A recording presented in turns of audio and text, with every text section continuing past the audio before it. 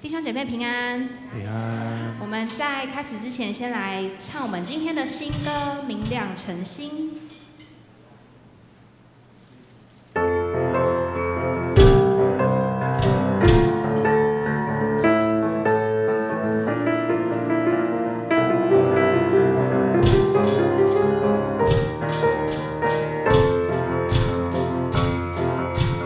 抬头仰望明亮的晨星，神爱我们，成就了应许。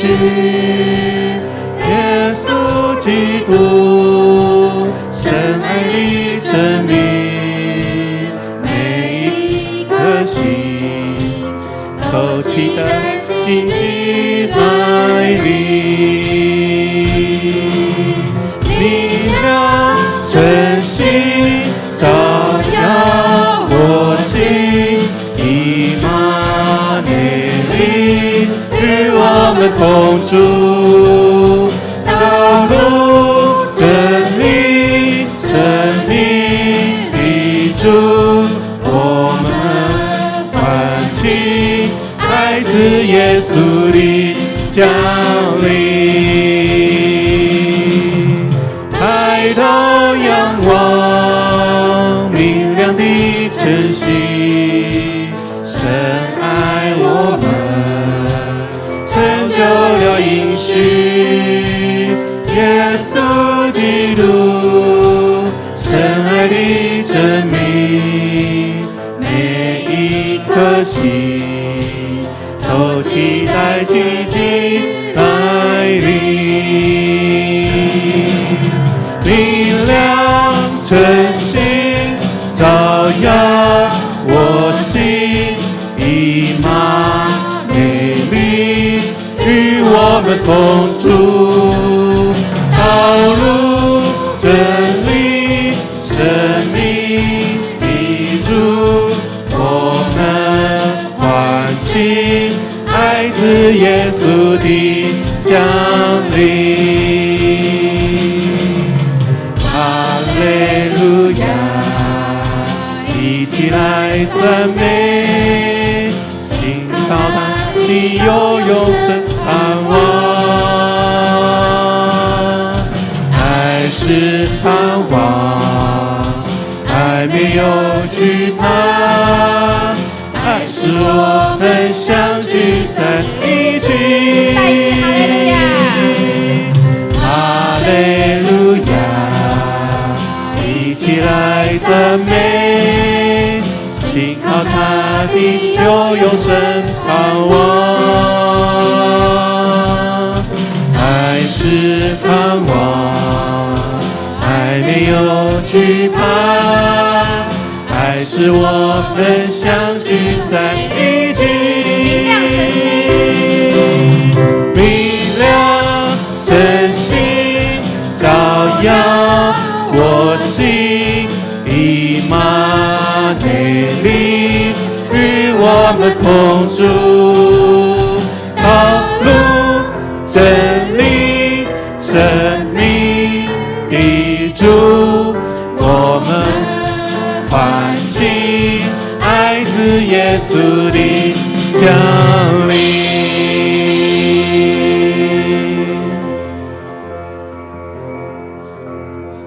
接下来我们来唱今天的回应诗《永恒的答问》。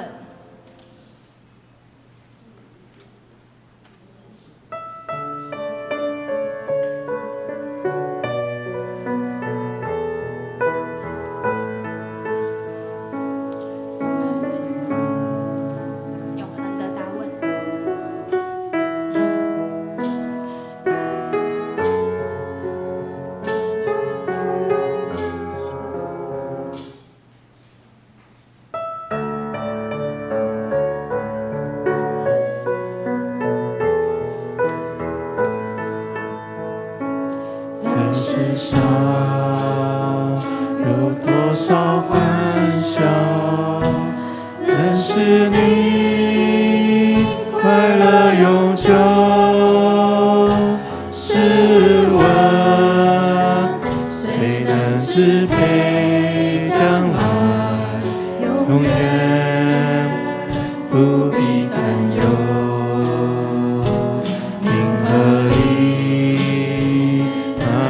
才足够，能使你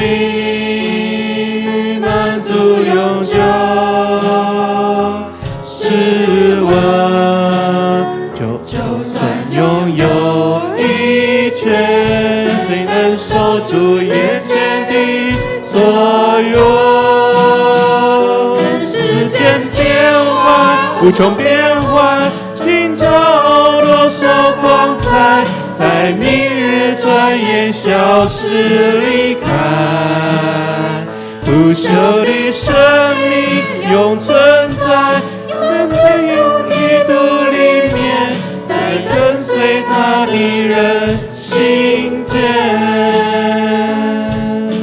好，让我们一起预备心，等一下开始我们的敬拜。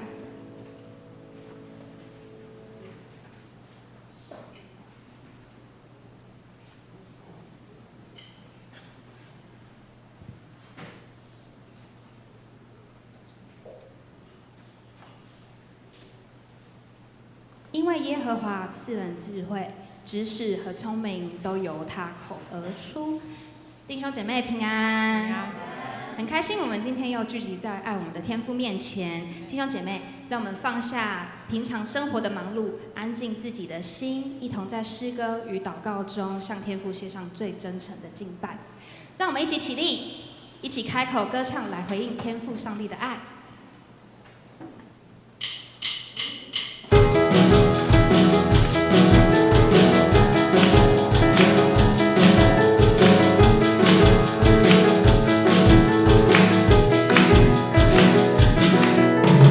赞美主生命，赞美主生命，你名在全地何其美！你心是广大，怜悯不断绝，你慈爱永远长存。让我们献上赞美祭，这已经摆在爱里，不分时代，在你殿中欢呼的喜乐。让我们诉说恩典，赞美进入你的园，有一高有久，必永留在这地。赞美主生命，赞美主生命，你名在全地何其美！你心是广大，怜悯不断绝，你慈爱永远长存。让我们献上赞美祭，已经摆在爱里，不分时代，在你殿中欢呼的喜乐。让我们诉说你恩典，赞美进入你的园，神的高有久，必永留在这里。让我们献上赞美祭，已经摆在爱里，不分时代，在你殿中欢呼的喜乐。让我们诉说你恩典，赞美进入你的园，神的高有久，必永留在这地。神的高有久，必永留在这地。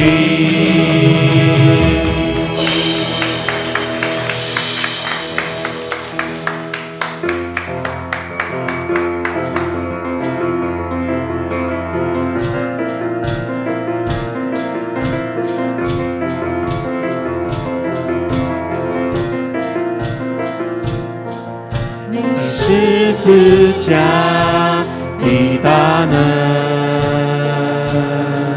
终将赎回我灵魂。你恩典使我被拣选，叫我是生命果子长存。你十字架的大能，从家赎回我灵魂。你恩典使我被拣选，叫我生命果子长存。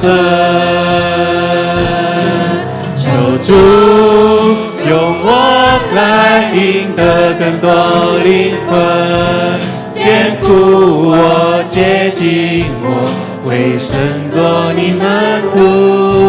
求主再牵我去传扬你的爱，以爱拥抱城市，建立合一教会，自我信心宣告，在你凡事都能。哦，主，在你凡事都能。你十字架的大能，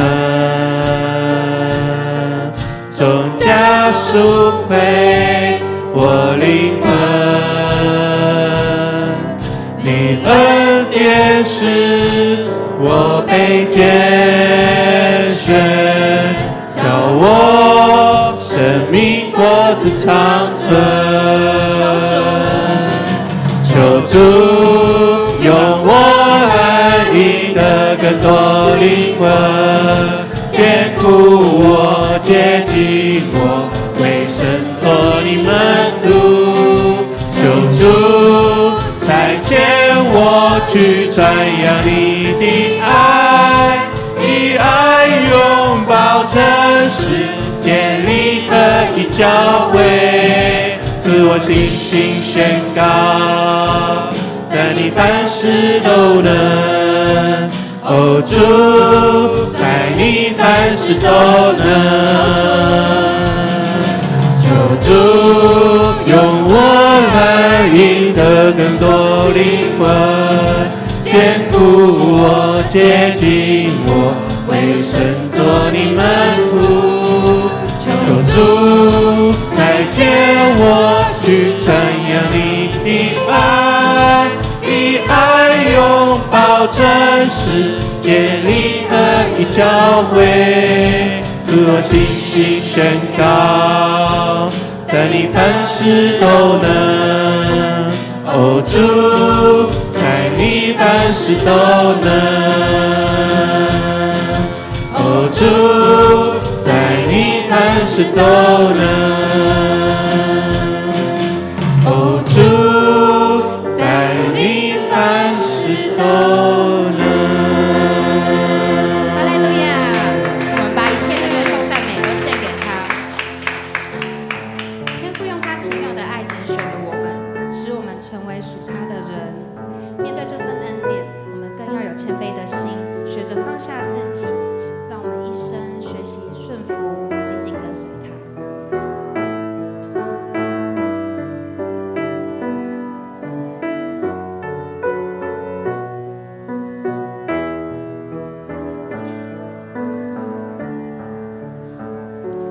求你给我一颗谦卑的心，给我一个受教的灵，好让我能走在你的旨意里，如同耶稣的生命。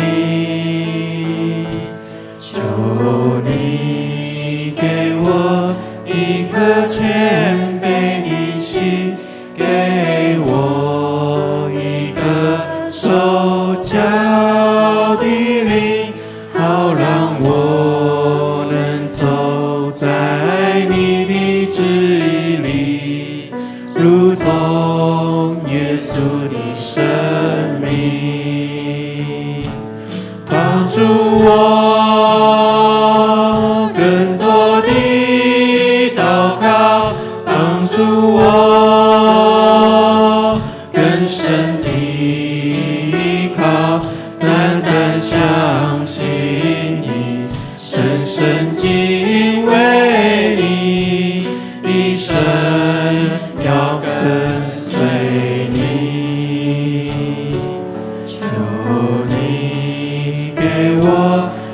颗谦卑的心，给我一个受教的灵，好让我能走在你的旨意里，如同耶稣的生命。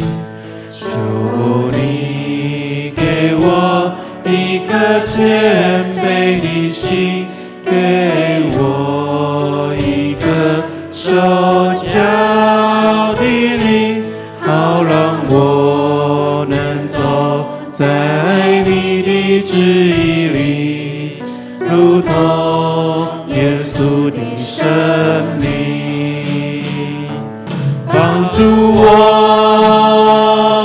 更多的祷告，帮助我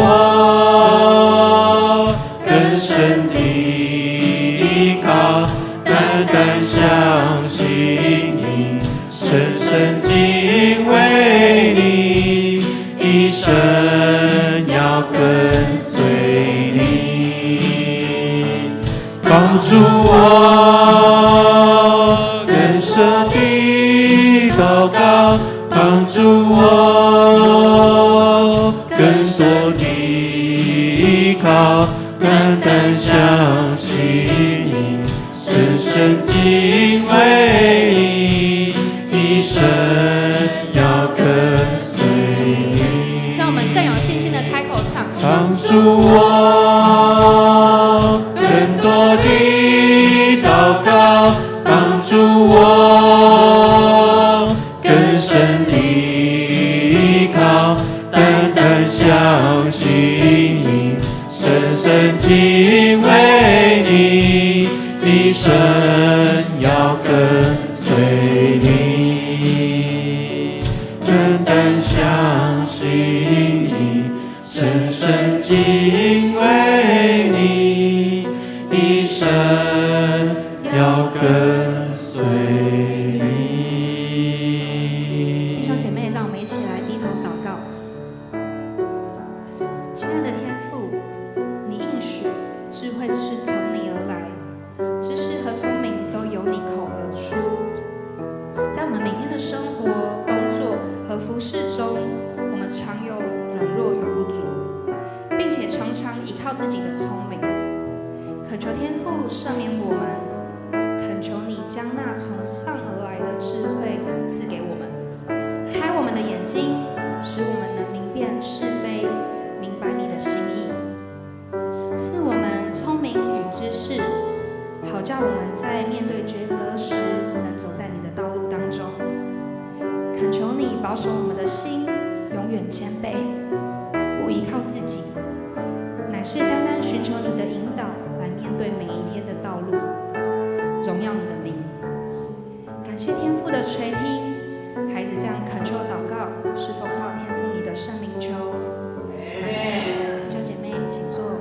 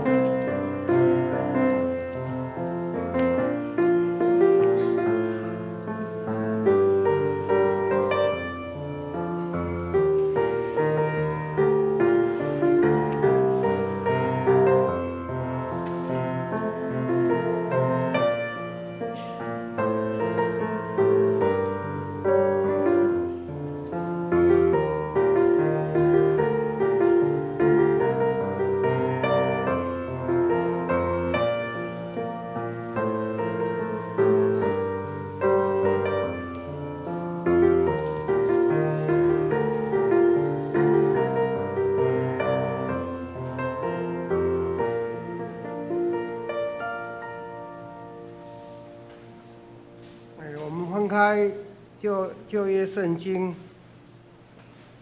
列王纪上第3章第5节到第13节，我来攻读上帝的话语。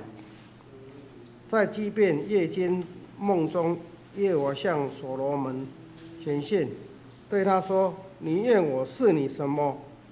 你可以求。”所罗门说：“你仆人我父亲大卫用诚实、公义、正直的心行在你面前，你就向他大施恩典，又为他存留大恩，赐他一个儿子坐在他的位上，正如今日一样。耶和华我的神啊，如今你使仆人接续我父亲大卫做王，但我是幼童，不知道应当怎样出入。仆人住在你所拣选的民中，这名多得不可胜数，所以求你赐我智慧，可以判断你的民，能辨别是非，不然谁能判断这众多的民啊？”所罗门因为求这事，就蒙主喜悦。神对他说：“你既然求这事，不为自己求寿、求富，也不求灭绝你仇敌的性命，单求智慧，可以听颂，我就应允你所求的，是你聪明智慧。神是在你以前没有像你的，在你以后也没有像你的。你所没有求的，我也赐给你，就是富足尊荣，使你在世的日子，列王中没有一个能比你的。”以上。请牧师来讲道。牧师要讲的是所罗门王的祷告。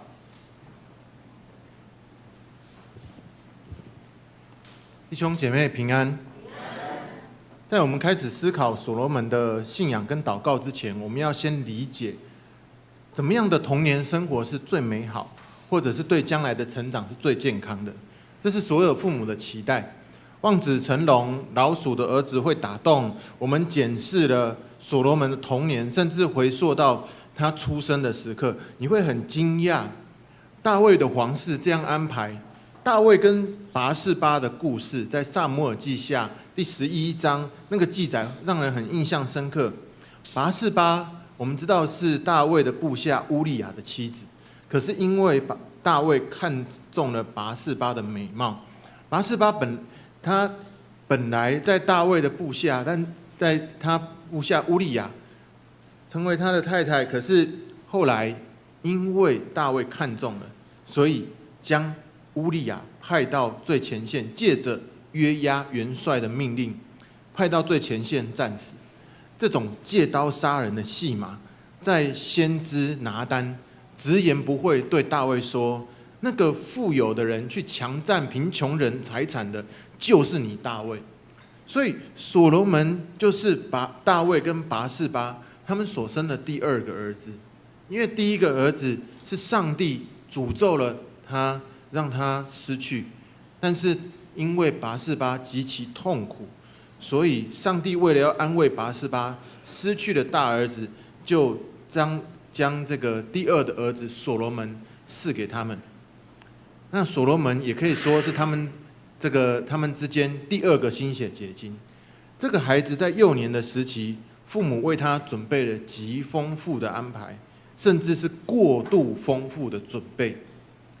昨天星期六，我们在教会的2楼，我们有举行第2次的亲子的读书会。我们跟牧师的小朋友一样大的，差不多6岁到这个2岁中间。如果你是这样子的孩子的父母，欢迎你来参加，我们一起读这本书，叫做《子女心，父母情》。这个书可以在网络上都找得到。那我们进行到第2章的部分。这个第2章的当中，我们提到了我们这个年纪在父母的眼中，就算已经像我这样子，已经42岁了哈，在爸爸妈妈的眼中还是孩子啦，还是被照顾的无微不至。我们就回想说因为台风天来了之后，这个台风天来了这个消息，爸爸妈妈的心里面，就算他们已经70岁，已经步入中年了，可是他们还是心里面会担心，还是为我们准备了这个防台的一些准备。其实我们会回想过去啊，小的时候我们就在想说，为什么爸爸妈妈要安排3间幼儿园、3间国小、3间国中？奇怪呢，为什么我一直在转学？那个时候就觉得说，这样一直转学，我都没有认识很长久的朋友。但是我们不知道这个成长的经历这么多次转学，乃是因为做父母那个孟母3000的辛苦啊。所以最后到底对儿女变好的是那个环境，还是说在同学之间会学坏？这些事情一切都很难说。但是对所罗门来说呢，如果根据历史去推算他的年岁，他在这个时候继承了大卫君王的权柄，大约是20岁。不知道在这20年当中，所罗门他不会知道，他在这成长到20岁之前这一段时间，他的父母跟先知拿单到底为他准备了什么，经历了什么。列王纪第1章，他说大卫已经年老，已经年迈，他的身体老化到他盖棉被都会觉得冷，都身体会发冷，自顾不暇。可是他的母亲拔示巴仍然有影响力，所以先知拿单就告诉他的母亲说，既然已经有一个继承王位的意图，就是大卫的第4个儿子亚多尼亚，既然已经有一个这样的人出现，而且他又有2个重要的权臣在拥护他，要准备登基，那要抢在这个前面了。先知拿单说要抢在这前面，所以他就要拔示巴先让大卫立下遗嘱说，所罗门可以骑着那个大卫登基的时候骑的那只驴子到基训去，用膏油膏抹在他头上来做王。所以大卫他要传承他的王位给所罗门，可是这个未成年的所罗门一接到王位继承了，就有2项可怕的任务。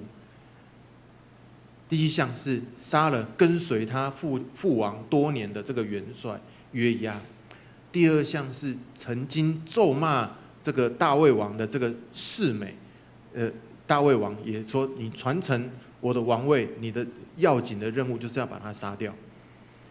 大卫传承给所罗门王，所罗门继承王位，同样他的下令杀了这个亚多尼亚，就是他同父异母的哥哥。然后亚多尼亚之所以被杀，是因为他要求说，那个曾经在温暖父王被窝的那个女仆亚比煞，你将她赐给我好不好？所罗门说不要，而且借着这个原因把他的哥哥亚多尼亚给杀死。所以我们看到所罗门他承接了皇家的使命，他传承他做国王，但是第一个继位的命令就是要铲除异己，跟自己不一样的意见他要把他杀掉。这是他还没有向耶和华上帝求智慧之前发生的事。我们可以看到今天经文他说，所罗门来到基遍，在夜间的梦中跟上帝在对话。从列王记的记载我们可以对照，就是在历代志上的记载一起对照来看的时候，发现所罗门当王在基遍献祭，然后他祷告，这个祷告寻求神的地点要到基遍，其实不是唯一的地点的选择。他的父亲大卫已经在这个耶路撒冷，也就是约柜已经搬到那里，所以在那边只是差说这个上帝要建造的圣殿还没有建起来，但是约柜是在那边的。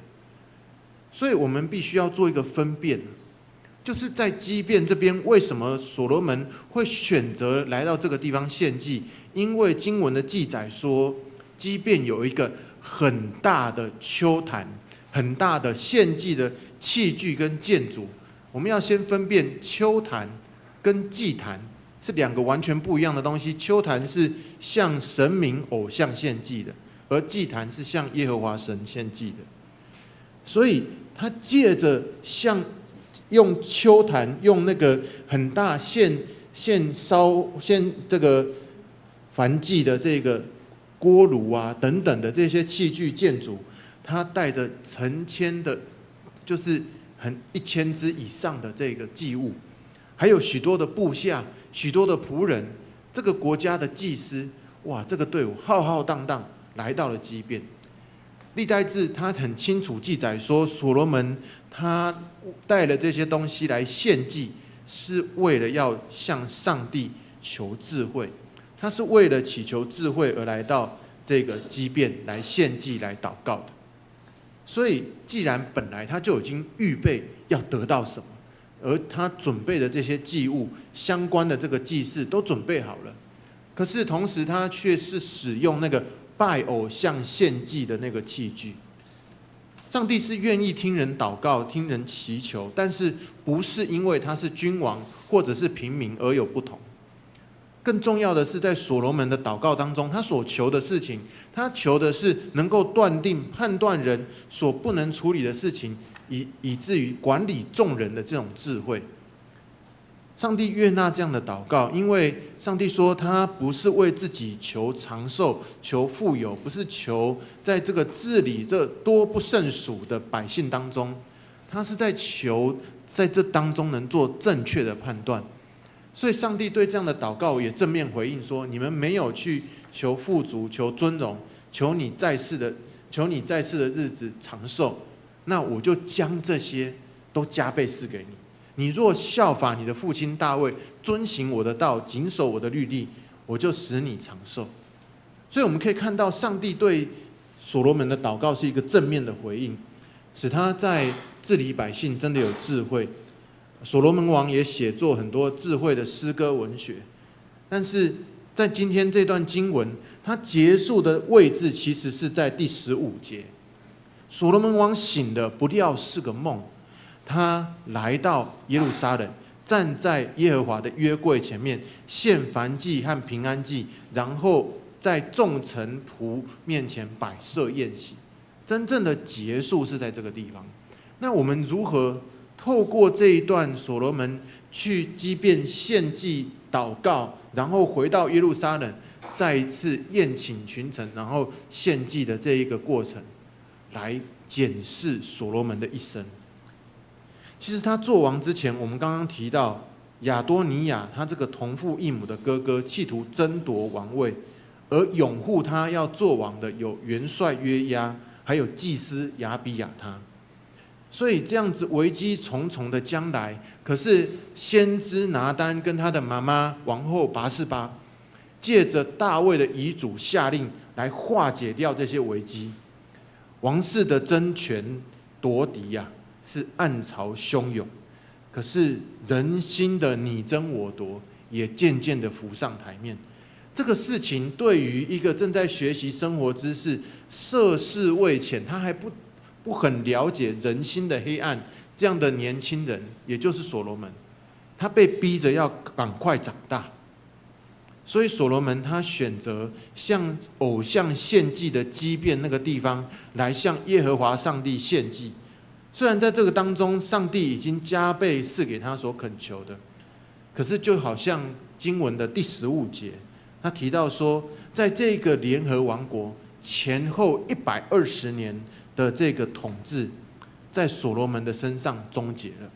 也就是他的状况不是因为祷告产生上帝对他的祝福，这个状况就好像他统治联合王国这40年，就如同他在基遍那个做梦，然后回到耶路撒冷，真正站在约柜前正当的献祭的时候，他的所想象的献祭跟祷告，跟上帝面前的献祭与祷告，其实是有出入的。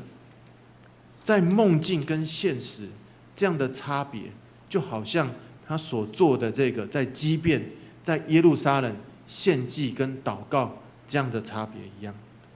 所以我们可以看到，所罗门王虽然有举世无双的智慧、各国称羡的财富，他是这样子被肯定的一个君王。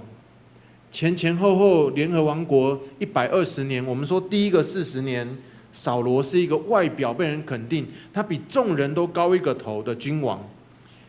大卫是一个在上帝的心意里面，虽然他犯罪，但是他立刻就说：“主啊，我犯罪了。”而且立刻承认自己的罪。他是一个真性情的君王。而所罗门来看，他来到了第3个40年，在这第3个40年，将联合王国推到了世界的顶峰，好像全世界各国看到这个联合王国，就好像看到了标杆。但是他最后因为跟外族通婚、拜偶像，所罗门王其实也不是上帝心意中所要的君王。所以我们回过头来看所罗门的祷告，可以来学习、来警惕几件事情。第一个，我们必须要肯定，在所罗门的祷告当中，他所求的不是自己的长寿跟财富，他是为了百姓中间做判断神理的智慧，在恳求神。腓立比书2章4节，他说：“个人不要单顾自己的事，也要顾别人的事。”这是保罗在让我们学习第5节，他说要以基督的心为心。但是在第4节说，你必须要先不要一直祷告，一直顾自己的事情，而忘记你身边的人的需要。如果我们要以基督的心为心，这是一个很重要的，在这之前的心理建设。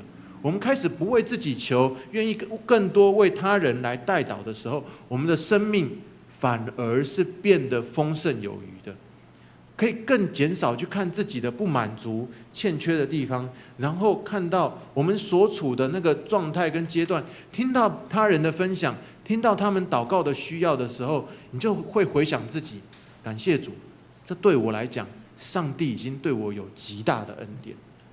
很多的学者和资深的牧师都认为，圣法兰西斯的祷告文很难在现实生活当中做到。他说：“主啊，使我做你和平之子，在仇恨之处播下爱，在伤害之处播下宽恕，在怀疑之处播下信心，在绝望之处播下盼望，在幽暗之处播下光明，在忧愁之处播下欢愉。”这些听起来，在人性的软弱跟矛盾，好像就是人在困境里面，却要反方向找，怎么可能反方向呢？怎么可能明明就已经忧闷，明明就已经难过，明明就已经在黑暗中，还要反方向寻求得救之道？这一篇祷告文在前半段他这样讲的时候，我们发现好像很难自己去做到，可是后半段他让我们看到，其实我们是可以一步一步跟随神来寻求的。他后半段说：“主啊，使我少为自己求，少求爱，但求全心付出爱；少求得安慰，但求安慰人；少求被了解，但求多了解人。因为舍去时我们有所得，在赦免时我们便蒙赦免，在死亡时我们便得进入永恒，得重生。”这样子的祷告文，反而是在后半段，我们可以渐渐一步一步来跟随神的脚踪。第二，我们看到所罗门做王之后，第一件关系到他自己的事情，在这个列王记上第3章记载第1节的时候，他说他迎娶了法老的女儿。这件事情，我们知道所罗门他有写关于爱情那个叙述之描述之精准，描述之让你真的好像眼见到爱情的那个雅歌。如果那个爱慕的对象就是这个法老的女儿，他这样写的时候，我们就看到所罗门真的神很爱这个外邦的公主。我们说金屋藏娇啊，其实他的父亲大卫为他收集了这么多盖圣殿的材料。父亲对于上帝要建圣殿的那个用心，来到所罗门的身上。在第6章的结尾，我们看到所罗门他建造圣殿前后花了7年的时间，但是第6章结尾下来，第7章第1节开始说他建造自己的宫殿，你猜用了多久？2倍的时间，13年。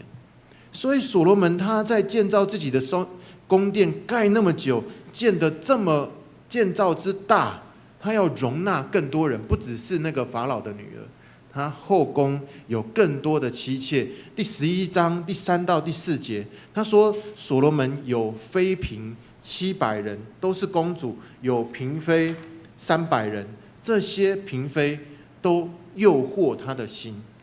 所罗门在年老的时候，这些妃嫔诱惑他的心，去跟随别神，不效法他父亲大卫，诚诚实实的顺服耶和华他的上帝。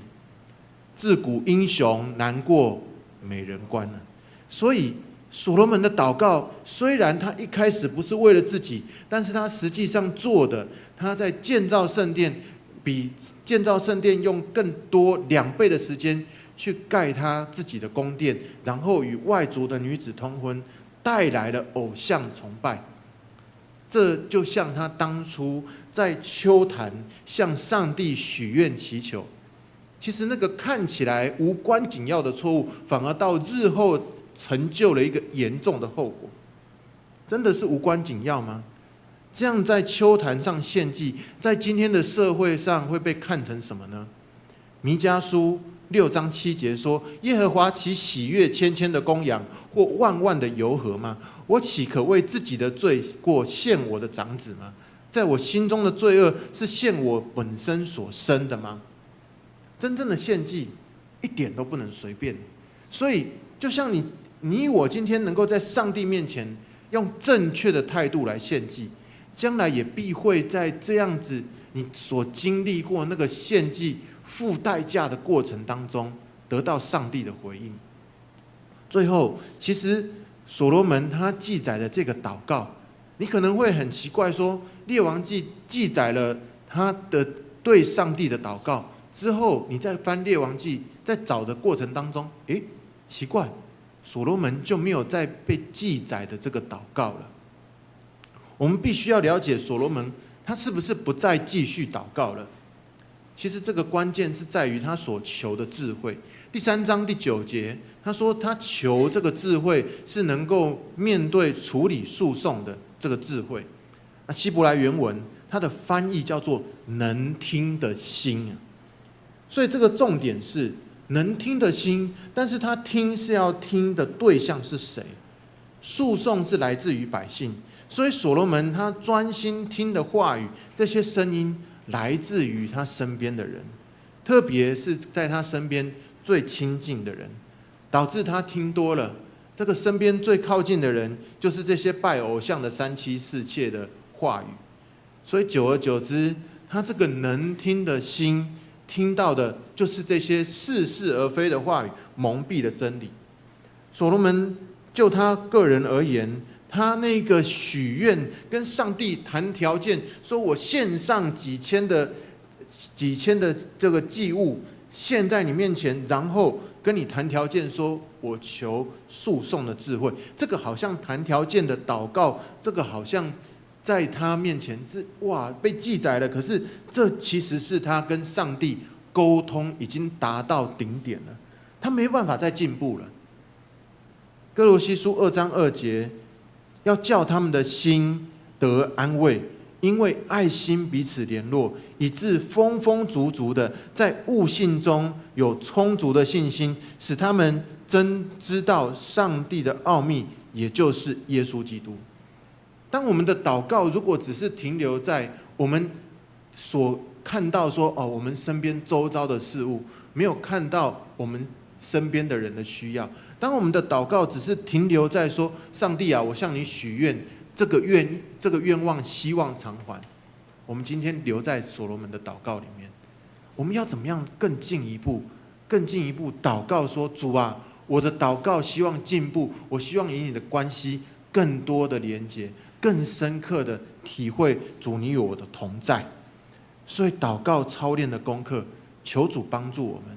我们所求的智慧，属天而来的智慧，不是单单的去听人的声音，而是更多的听到上帝对我们说话。我邀请敬拜团来到我们台前，我们也要用诗歌来回应神，求主帮助我们。真的，当我们在与神对话，与神看到他的心意的时候，我们不只是去听人的声音，而是听到上帝真实在问答当中对我们所说的话。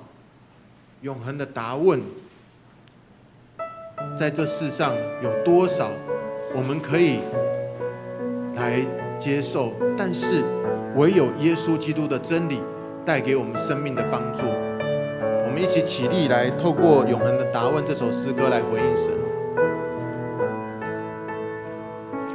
在世上有多少欢笑，能使你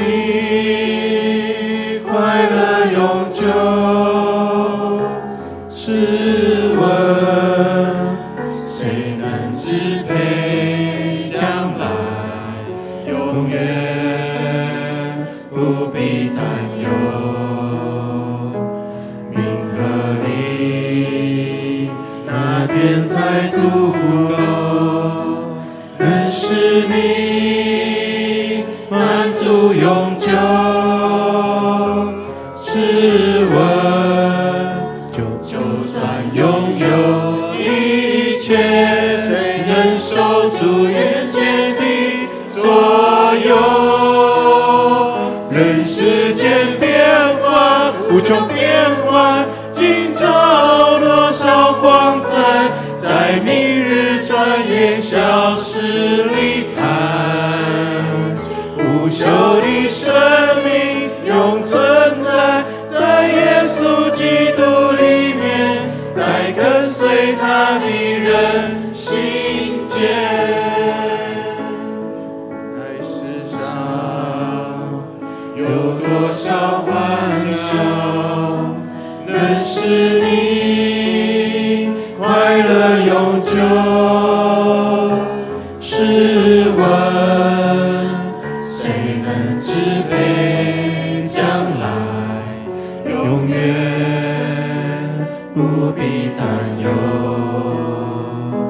名和利那天才足够，能使你满足永久。试问就算拥有一切，谁能守住眼前的所有？人世间变幻无穷变幻，今朝多少光彩，在明日转眼消失离开。不朽的生命永存在，在耶稣基督里面，在跟随他的人心间。世间变幻无穷变幻，今朝多少光彩，在明日转眼消失离开。不朽的生命永存在，在耶稣基督里面，在跟随他的人心间，在跟随他的人心间，在跟随他的人心间。天父，孩子向你恳求，主啊，我们也许心智就像所罗门遇到大环境，遇到他所无法担当那难以胜数的百姓一样。主啊，我们不知道这世界的辽阔，我们该如何来面对。主啊，当我们成为父母，为儿女预备好了一切，但是主啊，我们没想到给他们的太多，他们反而迷失了方向。亲爱的天父，真的恳求你成为我们的父神，让我们紧紧抓住你，在祷告中常常寻求你，不是因为我们看到这世上听人的声音而迷失了方向。主，让我们更多在这个永恒的答问当中，在主你里面看到人世间许许多多的事情似是而非，瞬间变换，唯有在主你里面，主你的话语安定在天，只有主你是我们生命黑白分明的立场，只有主你的话语是我们看见我们在黑暗中仍有唯一的真光引导我们的前路。献上我们的感谢，祷告奉靠主耶稣基督的名，阿们。请坐。我们不只用诗歌来回应上帝对我们在祷告当中能够使我们得着学习，也透过今天在基甸会请叶仁义长老跟我们分享的当中，我们也看到基甸会的事工，以及我们看到上帝的话怎么样运行在他的同工当中。我们请叶长老来跟我们分享。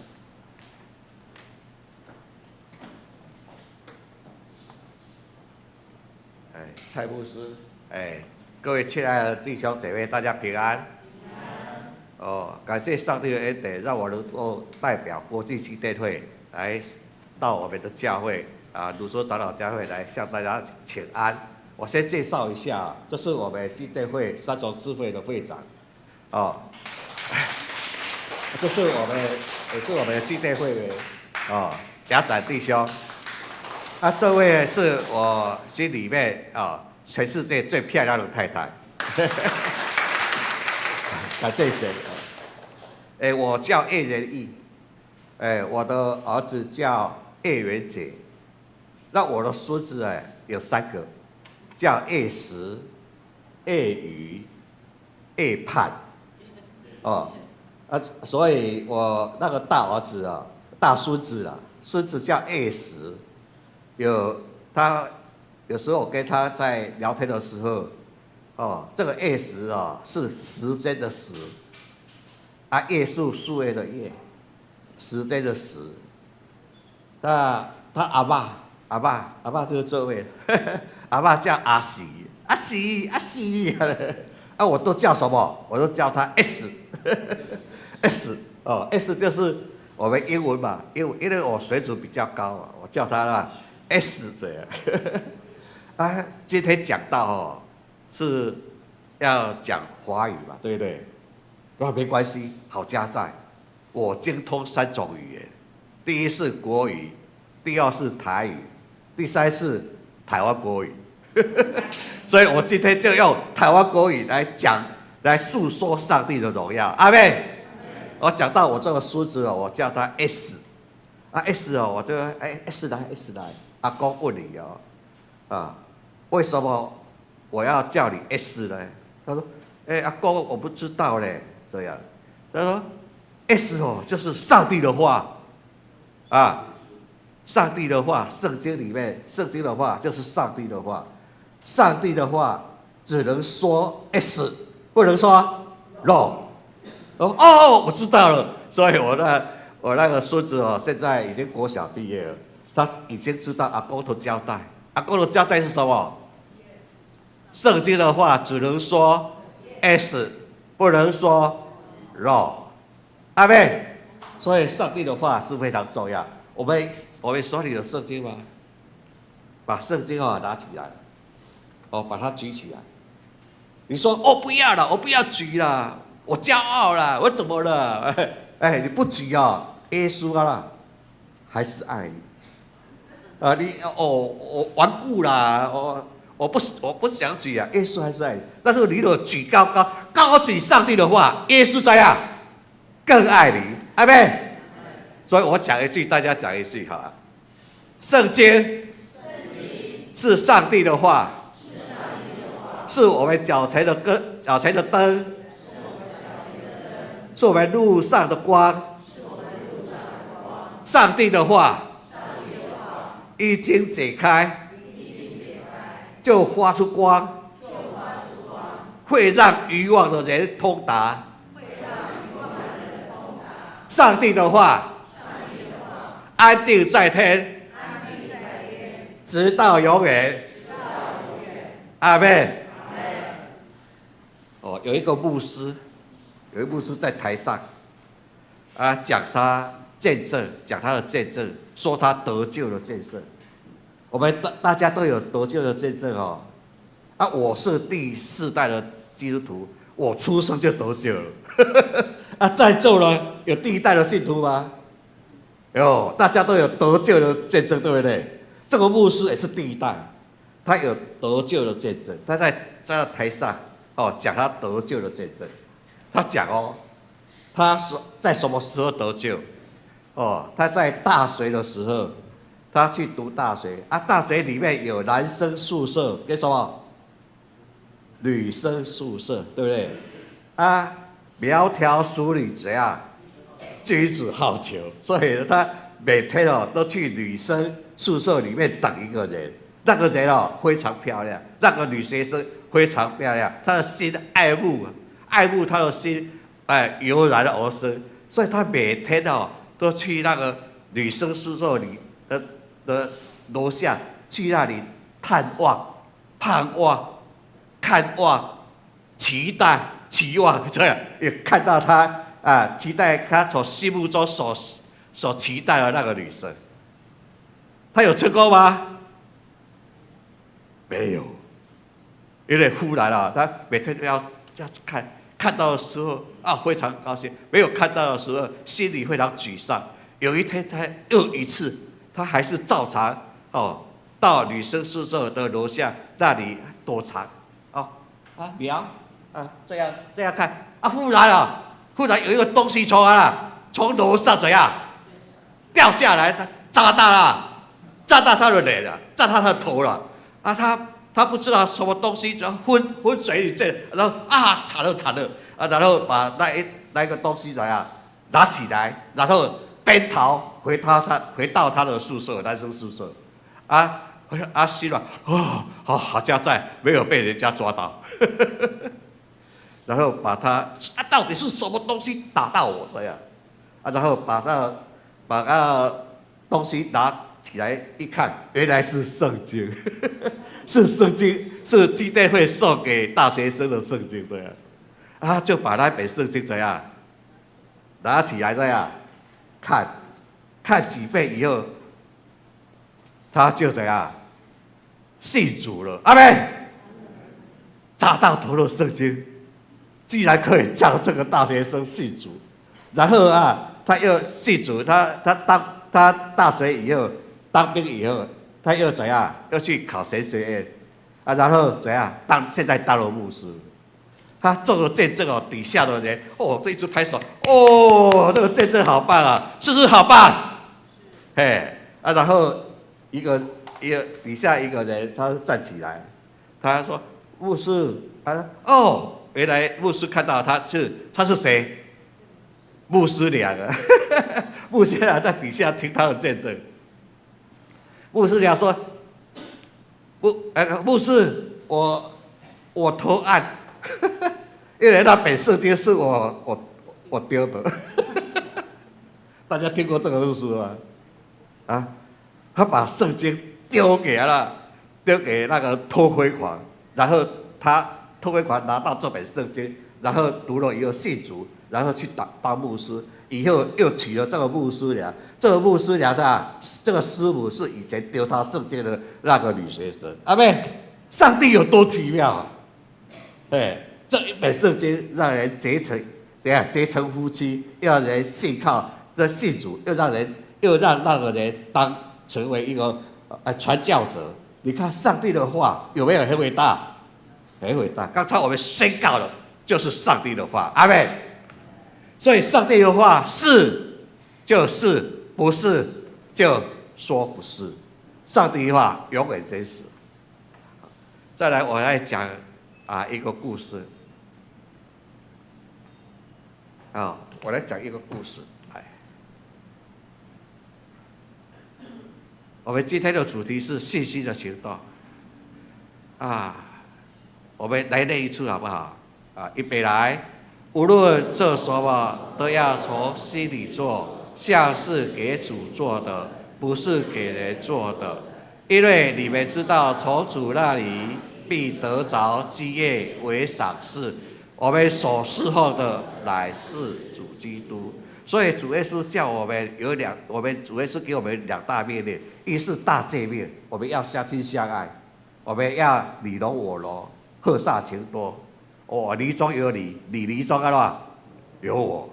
二是大诫命要爱邻舍，好像爱自己一样。第二是什么？大使命，就是去传福音。所以我们要传福音，耶稣说你们要去全世界传福音，让使人来成为耶稣基督的门徒。所以我们无论做什么，都要从什么？从心里做。所以我们传福音是为谁做的？为主做的，不是为牧师做的哦。牧师说啊，你们去传福音啊，你们不要说啊，好啦，看牧师的面子了，我们去传一下。不是哦，我们传福音是为主做的，从心里做。阿们。好，雅各书2章17节，我们一起来呢，预备来。信心若没有行为，就是死的。你看这是我们圣经哈，我们圣经哈后面都有几首歌，这首歌是奇异恩典，奇异恩典里面的歌词，我唱一遍好不好？大家一起跟我，就是帮助我唱一下。奇异恩典何等甘甜，我罪已得赦免，且我世上既被寻回，瞎眼睛都看见，日是恩典使我敬畏，使我心的安慰，初心之时寂寞也会，真是何等宝贵。有一个姐妹，她跟她的女朋友劈腿，劈腿我们叫什么？她的男朋友叫什么？渣男。我们千万不要遇到渣男啊！所以她这个男朋友劈腿，渣男，这样还不要紧哦，他还带他的现任的他的对象来到我们这个姐妹的面前，怎样示威啊？说你看，我现在新交的这个女朋友啊，比你漂亮，比你有钱，比你有气质啊，你算什么东西？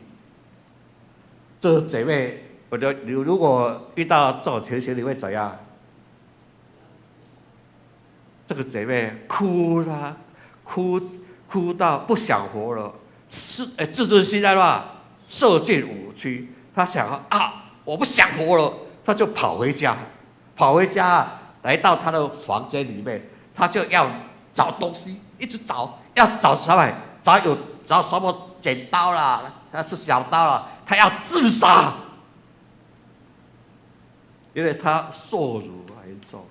她的自尊心受到强烈的践踏，她的男朋友不但劈腿，他还把对方拿到他的面前炫耀，然后侮辱他，他不想活了，所以他一直找东西要自杀，但是找不到，忽然找到这一本圣经，那把圣经这是什么？这是什么？反正要死了，看一下，他把圣经翻开，里面看到刚才我们唱的这首歌。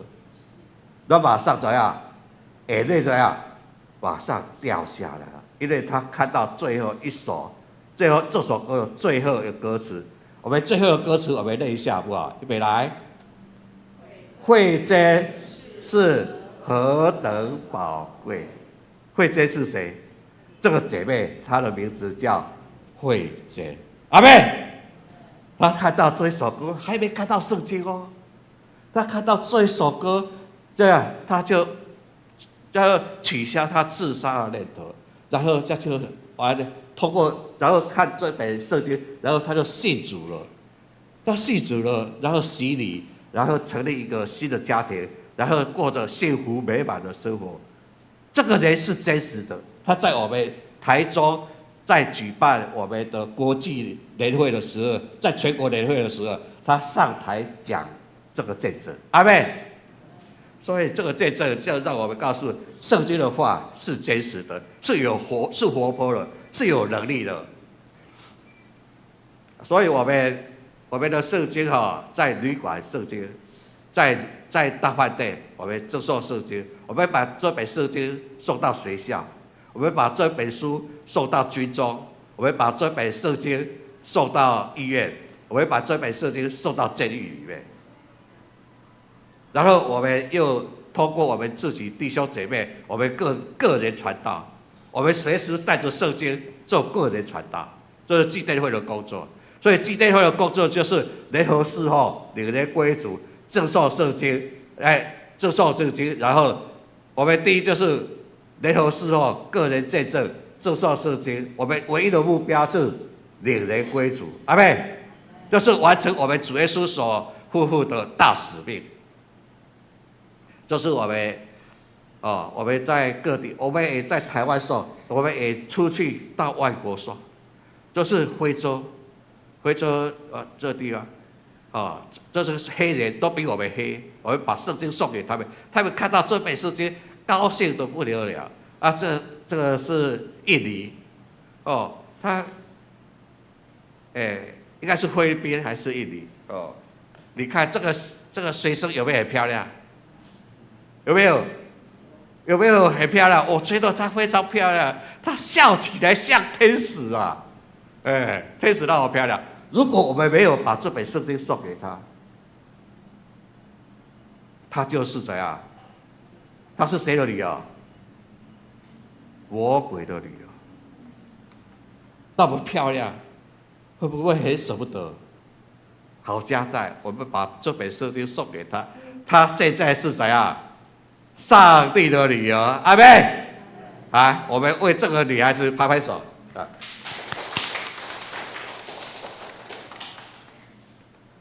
好，最后有3点呼吁请求，就是为我们祷告，多祷告，多有力量不祷告完全没有力量。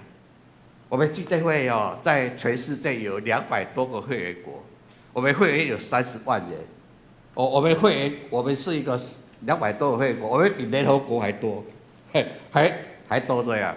然后我们有100多年的历史，然后我们一天一年有送出7000多万本的圣经，平均1秒钟多久？你们知道吗？1秒钟我们就送出2本，2本，我们就送出2本圣经。1秒钟2本，1秒钟2本，打2本，打2本，打2本。基督会有没有很厉害？没有。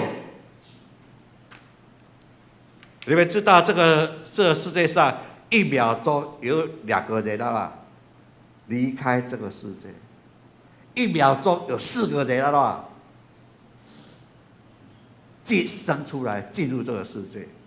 所以虽然我们1秒钟可以送2本圣经，但是1秒钟我们有4个人，其中有4个人没有拿到圣经，所以我们还不要再打拼一下，所以为我们祷告好不好？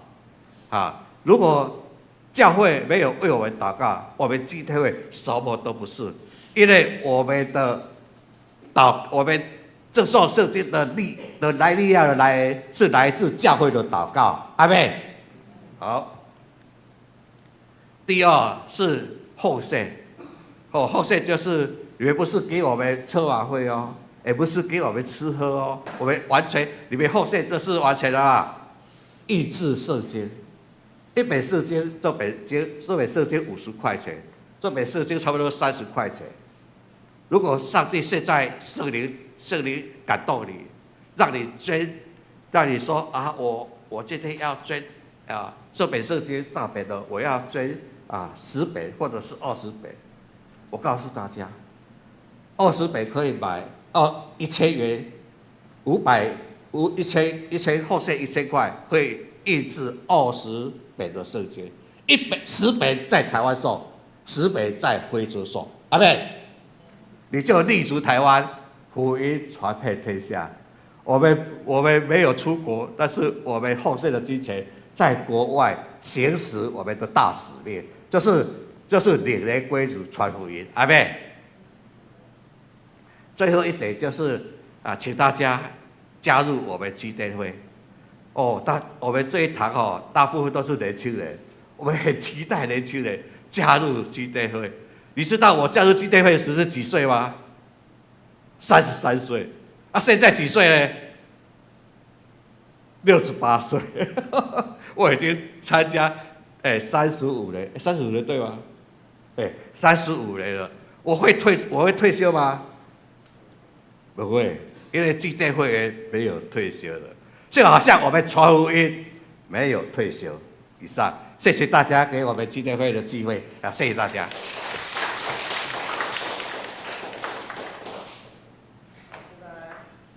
奉献，请知县的同工。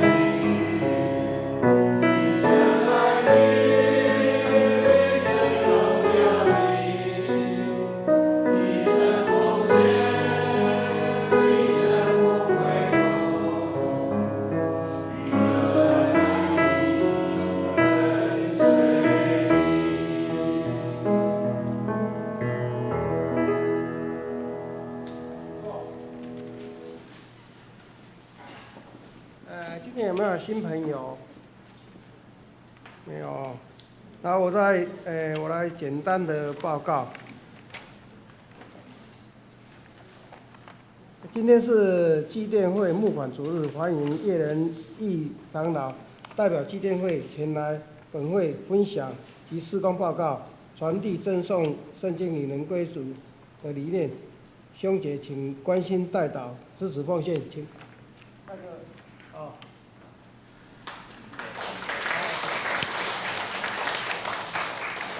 然后第二是每周三晚上祷告会，请兄姐踊跃出席。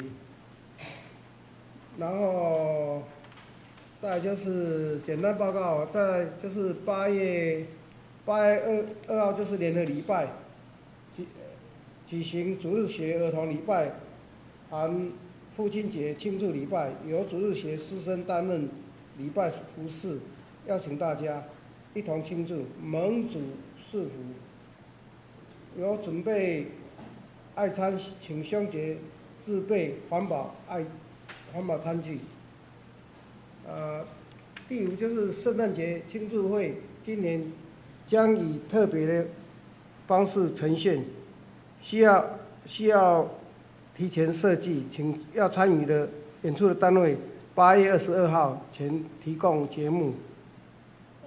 报名请洽陈芳玲姐妹。会计报告请大家过目。还有在团聚小消息，请大家自己过目。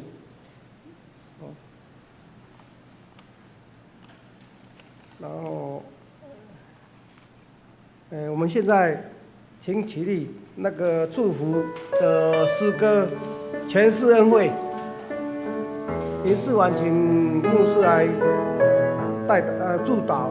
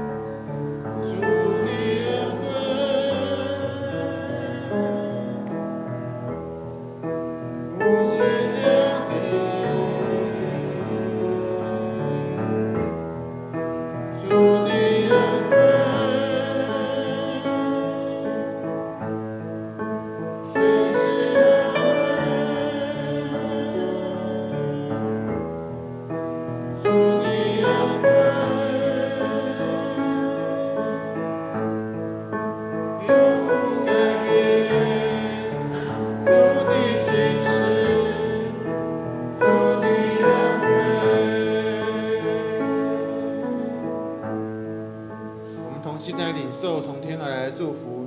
愿天父上帝的慈爱，愿主耶稣基督在十字架上救赎的恩典，愿圣灵保惠师成为我们生命的帮助，与我们同在，陪伴我们生命当中每一个脚步，从今时直到永永远远。阿们。